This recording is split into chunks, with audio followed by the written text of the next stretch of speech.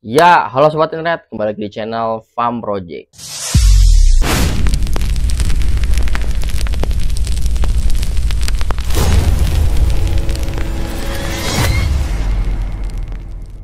Halo guys, apa kabarnya? Welcome back to my channel Pitung Channel. Oke, langsung aja. Gua akan membahas tentang si Anies ya, Anies Baswedan. Dia udah lama nggak muncul di permukaan. Tahu apa kabar itu? Kabarnya udah lama tenggelam. Nah, namun kali ini kabarnya Anies Baswedan ini ingin menjadi Menteri Keuangan. Aduh, jadi Menteri Keuangan mau menggantikan Ibu Sri Mulyani. Waduh. Nah, katanya, ini statement yang mendorong dari anak Abah sendiri, guys. Anak-anak Abah ini, A3, antek-antek Abah. Ya, coba seperti apa sih statementnya gitu ya. Konyol aja gitu. Tadinya mau jadi wakil presiden, nah sekarang si anak Abah mau nyusung Anies jadi Menteri Keuangan. Aduh. Kirain mah udah nggak mau posisinya di kabinetnya Bapak Prabowo. Itu mah masih ngarepin. Tapi itu kata anak Abah, guys. Coba kita simak dulu videonya ya, seperti apa. Dari channelnya Omong Barbella, kita simak langsung videonya. Check this out. Anies Baswedan akan diangkat Bapak Prabowo untuk menggantikan Sri Mulyani menjadi Menteri Keuangan. Iya. Siapa yang bilang, Bung? Anak Abah. Iya, mimpi kau. Kayak gini lah kalau kebanyakan makan obat tidur. Obat tidur. Lama kali bangunnya. Belum sadar. Aku terkejut, aku dikirimi sama followerku kan. Betulnya ini katanya kan. Cerita apa ini, ku bilang begitu kan. Ku tengoklah di situ kan. Ya, bahwasanya Anies Baswedan akan diangkat Bapak Prabowo menggantikan Sri Mulyani menjadi Menteri Keuangan. Penasaran aku, kucek lah biar tahu kalian channelnya. Rupanya channelnya anak Abah. Iya. Semuanya berujung berisi tentang kebencian terhadap Bapak Jokowi. Lapet. Kau kalau misalnya bikin konten itu berdasarkan fakta dan data lah, ya. Betul banget. Tapi sebentar dulu, Bung. Sebentar, kok sekarang agak lain gayamu? Lain. Cosplaynya. Kemarin kau si Tompel. Oh iya. Habis itu kau tiru gaya Egy Sujana. Sekarang kayaknya kau mengingatkan kami pada seseorang. Iya. Siapalah, tahu kalian? Refli Harun. Oh iya, Refli Harun. Cuman bedanya yang di sebelah sana kayak jelangkung, yang ini kayak boneka beruang. Teddy bear.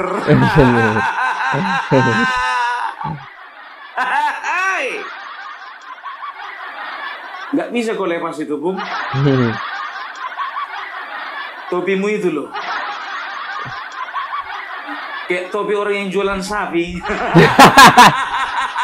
Juragan Empang. Enak aja topi tukang jualan sapi. Topi ahli tata negara ini. Wede. Kacamatamu itu nggak ada yang lebih bulat lagi dari situ, Bung. Ini kacamata pengamat politik. Iya. Jadi apa yang ku amati itu, ya, itu bisa dipertanggungjawabkan. Komplit. Ahli tata negara, pengamat politik. Tapi kau memang agak lain, Bung. Kemarin kau berpenampilan si Tompel yang kau bahas si Ripa. Berpenampilan kau Egy Sujana yang kau bahas si Roy Suryo. Sekarang kau berpenampilan Refli Harun. Kenapa kau bahas Anies Baswedan? Gak nyambung. Ya wajar lah, namanya satu spesies. Iya. Satu jenis. Betul. Yang tidak terpisahkan dan tidak bisa terdefinisikan. Langsung aja kita cek beritanya, betul apa betul? Langsung aja. Tapi tolong dulu kalian jangan ketawa ya. Oh ya, siap. Karena bukannya bilang apa, banyak kali orang ini memang apa namanya duluan apa makan obat tidur dulu baru bikin statement. Jadi mimpinya itu kebablasan. Dengar ya. Assalamualaikum warahmatullahi wabarakatuh. Tanda atau sinyal Anies diminta atau kode-kode dari Prabowo meminta Anies Baswedan menggantikan Sri Mulyani semakin jelas. Semakin jelas kawan-kawan. Jelas. Tapi memang ada yang menghalangi Prabowo untuk kontan-kontan langsung meminta Anies Baswedan. Jadi dalam politik ini ada namanya tahu sama tahu, kawan. Tahu sama tahu itu apa maksudnya? Seperti Prabowo dengan Jokowi sekarang. Sebenarnya mereka komunikasi secara belak-belakan. Tolonglah bela saya Pak Prabowo, kata Jokowi. Tidak ada seperti itu. Mereka membaca tanda-tanda. Seperti kita ini memahami, saling memahami dalam tindakan, dalam ucapan kita. Nah sekarang kalau kita lihat, Prabowo menginginkan Anies Baswedan menggantikan Sri Mulyani. Mengencang sekarang nih. Kenapa saya katakan begitu? Kalaulah banyak yang mengatakan Sri Mulyani ini orang yang tak tergantikan sebagai Menteri Keuangan, itu adalah hal yang paling bodoh yang dilakukan, yang diamati oleh para pengamat. Kau yang bodoh. Seorang yang sangat luar biasa karena berkiprah di internasional. Kalau untuk internasional mungkin bisa dikatakan begitu. Tapi kalau di dalam negeri kita lihat sendiri apa yang terjadi sama keuangan negara kita ini. Apakah hutang kita ini sudah lunas semuanya? Apakah kita tidak merasa defisit sekarang? Tidak kalang kabut, hutang sana, hutang sini. Hutang yang lama tak terbayar, hutang yang baru terbentuk. Utangmu dulu di kiri. Kemudian yang lebih parahnya lagi, pemeriksaan pajak atau pemeriksaan di instansi bea cukai yang selama Sri Mulyani menjadi menteri. Kalau dulu misalnya Agus Martowijo Wijaya itu menjadi Menteri Keuangan, itu instansi pajak dengan instansi bea cukai yang diwajibkan untuk pemasukan negara itu boleh diaudit. Tapi selama Sri Mulyani menjadi Menteri Keuangan selama 20 tahun, 20 tahun SBY, Megawati, SBY, Jokowi, tak boleh diaudit itu. Yang memasukkan pajak itu, masukan instansi pajak itu tak boleh diaudit. Padahal orangnya di dalam itu bohong. Memang semua. Bohong. Semuanya. Pasal-pasal ini tak bisa diaudit. Padahal di situ kebocoran pemasukan negara. Bahkan prediksi dari para ahli dan pengamat luar negeri pun secara ekonomi nasional seharusnya Indonesia ini kan masuk pajak cuma 2.000 triliun. Seharusnya lebih dari 4.000 triliun realisasi. Walaupun itu ada di kemplang semuanya. Artinya cara pengurusan untuk pemasukan pajak itu tak becus. Makanya utang kita menurun. Sementara pengeluaran makin banyak, pemasukan segitu-segitu saja. Begitu ada masalah sebenarnya di perpajakan, di instansi pajak harus diperiksa habis-habisan. Ini dilindungi oleh Sri Mulyani. Begitu juga bea cukai yang di bawah Kementerian Keuangan, otoritas Menteri Keuangan Sri Mulyani. Nah, sekarang otoritas Sri Mulyani itu dihabisi oleh Prabowo. Dihabisi gimana caranya? Caranya adalah memasukkan orang-orang Prabowo tulen. Seharusnya yang memilih Dirjen Bea Cukai, Dirjen Pajak itu harusnya Sri Mulyani. Karena itu orang itu orang-orang yang dipercaya dia untuk mengurus pajak, untuk memasukkan target-target yang diberikan oleh Prabowo. Tapi sekarang Prabowo intervensi langsung, memasukkan orang dia. Orang Prabowo, kan kita tahu Prabowo memasukkan langsung orang dari TNI langsung itu basis militer. Orang dipercaya dia menjadi Dirjen Pajak dan Dirjen Bea Cukai. Dan sebelum diangkat, sebelum dilantik oleh Sri Mulyani, orang itu sudah dipanggil ke istana. Pesannya jelas di situ. Tolong keluarkan, tolong cukalkan Sri Mulyani. Dilantik Menteri Keuangan Sri Mulyani pagi tadi ada dua nama yang menarik disoroti, yaitu Bimo Wijayanto sebagai Direktur Jenderal Pajak, lalu Jaka Budi Utama sebagai Direktur Jenderal Bea Cukai. Selain ada latar belakang militer, keduanya telah terlebih dahulu menemui Presiden Prabowo Subianto di Istana Negara sebelum dilantik hari ini. Dari Kementerian Keuangan, karena ini tidak bisa pernah diperiksa Dirjen Pajak ini. Kayak di Dirjen Pajak sekarang kekayaan Kobra Abri situ periksa itu semua sama Dirjen Bea Cukai. Karena menurut pengamatan dari luar negeri, dari pengamatan ekonom yang memang betul-betul senior mengatakan pajak itu banyak bermasalah. Seperti juga Anies Baswedan mengatakan file financial kadastar yang dilakukannya di Jakarta dulu untuk memasukkan pajak retribusi di Jakarta, dan ternyata itu berhasil. Dan ini ide Anies Baswedan sudah dipesankan kepada Dirjen Pajak. Finansial kadastar itu harus dilakukan. Harus dilakukan. Karena prediksi pajak itu masuk 4.000 triliun, sekarang realisasinya 2.000 triliun. Ada apa di situ? Prediksi keuangan hampir-hampir semuanya kawan-kawan di perdagangan saham segala macamnya itu, para pialang itu memprediksi misalnya harga saham itu hanya beda-beda sedikit. Tak ada perbedaan sejauh ini 4.000 triliun masuk cuma 2.000 triliun. Itu bayangkan separuh tak masuk. Kalau seandainya finansial kadastra ini Anies Baswedan ini dilaksanakan sekarang oleh Dirjen Pajak, nggak usah diperiksa. Misalnya Sri Mulyani nggak mau diperiksa juga, oke, yang memeriksa itu langsung masuk ke dalam. Itu dilakukan oleh Prabowo sekarang. Nah, sebagai misalnya kalau orang yang memang hebat, Sri Mulyani moralitasnya ada, etikanya ada, dia akan berhenti menjadi Menteri Keuangan. Karena wewenang dia sudah dipermalukan. Anak buah dia, otoritas dia, wewenang dia untuk mengangkat, menunjuk orang, memilih orang Dirjen Pajak dengan kompor.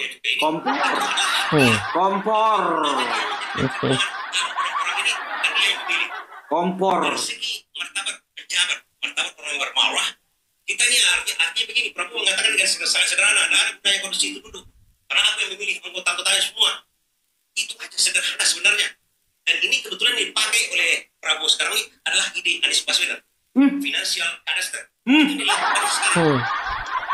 Nah, jika ini terjadi, Sri Mulyani mengundurkan diri, sudah jelas karena ide-ide untuk keuangan ini, untuk perekonomian ini, ide Anies Baswedan yang mau dipakai, yang sedang dipakai oleh Prabowo, di mana Prabowo sekarang memisahkan. Serot.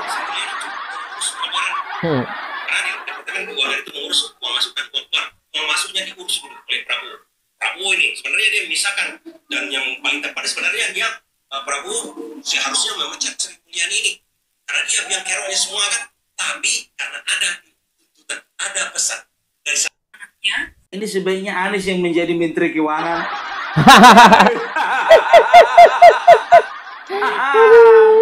Ini namanya tidak cerdas sama sekali.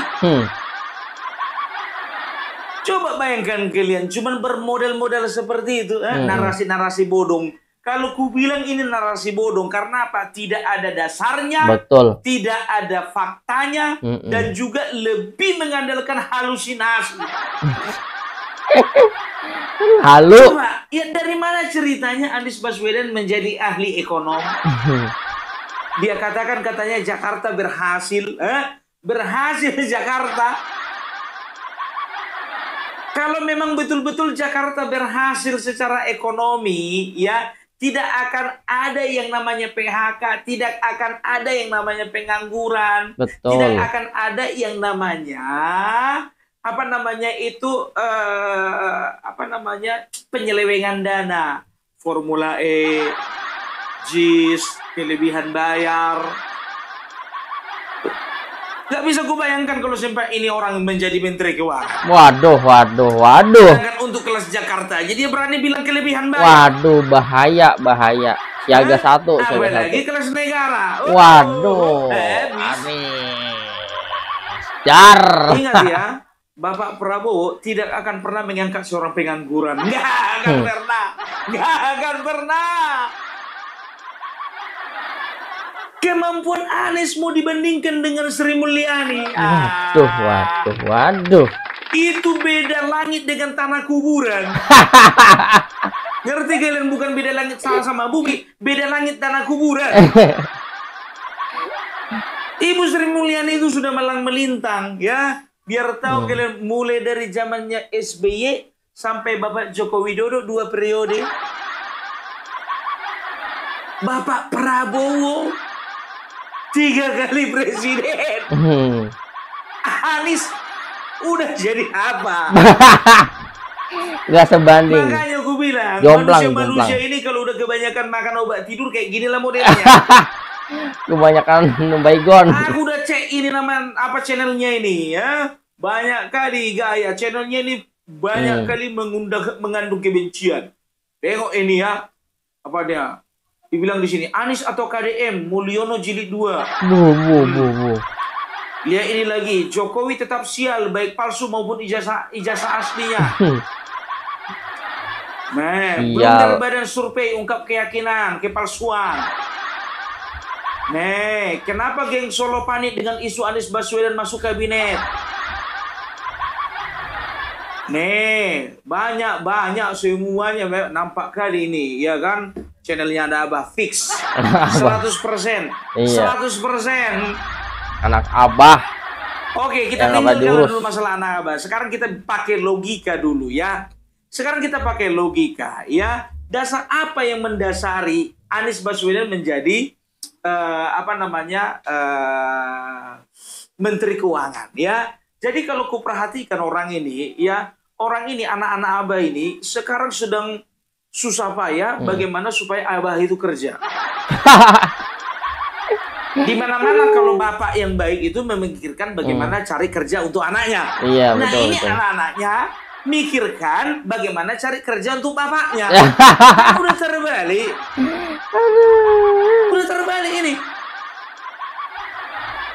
Coba lihat otaknya di mana. Dia paksakan itu, ya kan? Kemarin nyapres kalah, dia paksakan mau masuk ke Pilkada Jakarta, gak bisa juga gol. Dipaksakan lagi masuk Jawa Barat, gak masuk juga. Mau lewat jalur PDIP, ternyata di PHP. Dibuang oleh semua partai. Kemarin begitu juga. Ya, maksudkan Gibran, gantinya Anies Baswedan. Iya. Mimpi. Mimpi. Janganlah kayak gitu kalian. Maunya yang memperhatikan kesejahteraan itu bapak memperhatikan kesejahteraan anak-anaknya. Betul. Bukan anaknya yang memperhatikan kesejahteraan Kebulak. Ya begitu guys ya, dari si Anies Baswedan. Dia anak Abah ini lagi berupaya untuk mau mengusung Anies Baswedan menjadi Menteri Keuangan. Waduh. Udah sosok anak Abah itu memberikan statement lagi, DJP segala macem nggak bener, sistem keuangan nggak bener, what the hell gitu ya. Anda sosok tahu ya anak-anak Abah. Jadi kalau Anda mau benar-benar mau mencalonkan diri, itu mending Anda bercermin dulu gitu ya. Kan pas itu kan udah pernah bercermin tuh ya, caranya mata najwa ya. Anda bercermin lagi aja, udah ngomong depan cermin gitu, ngomong sama lukisan gitu aja, udah ngomong sama patung. Mending itu dulu, saran gue gitu ya. Mending itu dulu sebelum Anda mau jadi calon wapres kayak calon gubernur kayak menteri kayak. Lalu mending bermuhasabah diri, terus ngaca ya, atau enggak lo ngobrol sama cermin, depan patung, udah depan lukisan, depan TV, depan kulkas, depan motor, depan mobil. Mending itu dulu yang dilakuin. Baru ya setelah lo udah dapat hidayah, baru lo nyalonin lagi gitu ya. Ini untuk gue saranin nih untuk Anies dan anak-anak Abah ya, anak Abah. Anda udah mulai berani masuk ke short aneh ya, tapi nggak apa, silahkan serang ya. Paling itu aja guys, itu video gue. Terima kasih udah nonton, jangan lupa like and subscribe. See you the next on videos. Stay healthy and stay waras. From project signing out, bye bye.